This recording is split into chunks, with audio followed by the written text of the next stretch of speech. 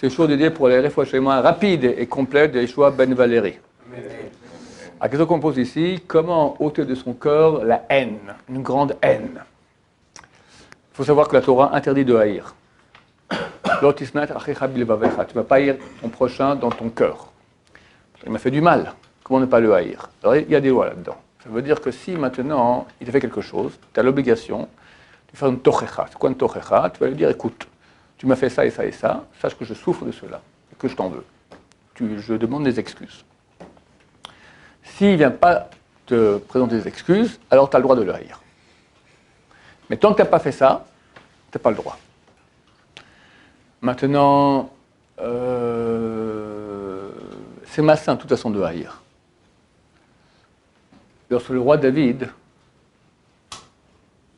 subit le putsch militaire de son fils, Avshalom, son fils vient pour le tuer, forme une armée, il vient de Hebron pour aller tuer, il monte sur Jérusalem pour aller tuer David, le roi David, son père. Le roi David quitte le palais avec ses femmes, ses enfants, ses servantes, tout ça, il commence à monter le mont des Oliviers, sort, au haut du mont des Oliviers, sort le chef du Sanhédrin, un grand sage d'Israël, Shimi Ben Gera qui s'appelle.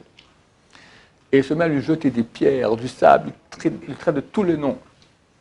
Kla Nimretzet, c'est marqué. Après, il racontera, David, il m'a insulté d'une insulte Nimretzet. Nimretzet, super puissante. Mais Chazal l'ont dit, ce sont les mots Nun, Noef, tu as fait l'adultère avec Bathsheba. Mored, tu t'es révolté contre ton roi, contre le roi Shaoul.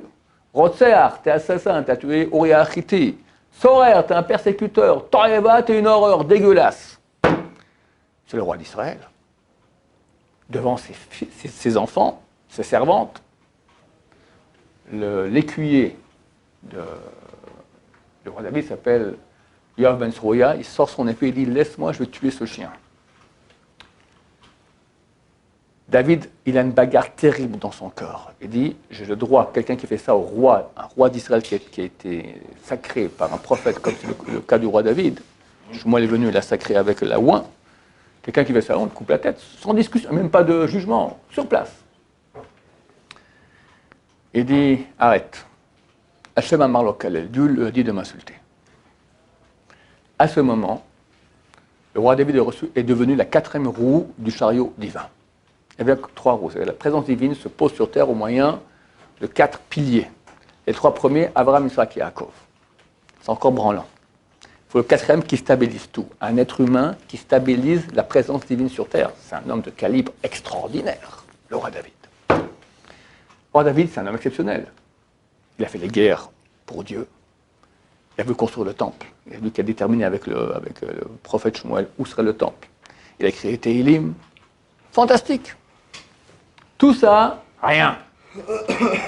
Quand il est devenu la 4e roue du chariot divin, quand il a le droit de frapper, de tuer, de se venger, et il ne le fait pas. Pourquoi il ne le fait pas? Il dit, c'est pas propre. Je ne le fais pas maintenant parce qu'il y a une mitzvah de se débarrasser des ennemis du roi. Il y a un peu aussi il m'a touché le monsieur là, devant mes enfants, tout ça. C'est pas kadosh, c'est pas désintéressé, il y a un intérêt.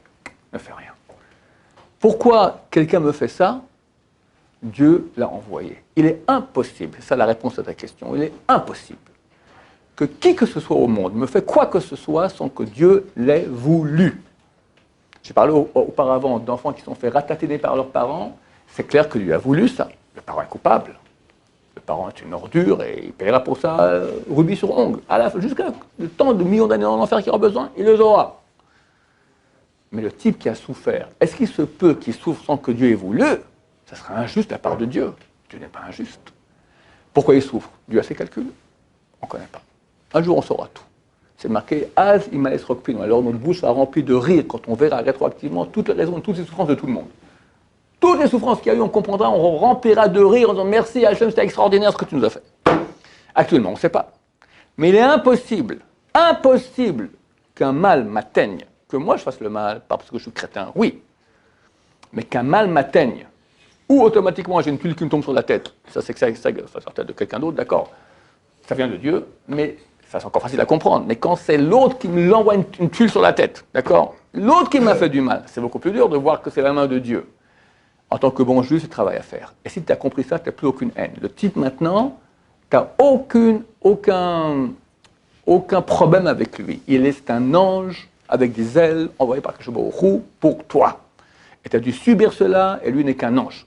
Que lui, maintenant, il est méchant, on va faire ça, oui, mais ce n'est pas ton affaire. C'est Dieu qui va régler les comptes avec lui. Ce n'est pas ton affaire. Par rapport à toi, un envoyé de Dieu. Si tu as bien intégré cela, tu ne peux plus le haïr. Au contraire, tu vas l'embrasser la main. Merci pour les grandes souffrances que tu m'as envoyées. Bon, c'est du travail. Baruch Adonai, Amen.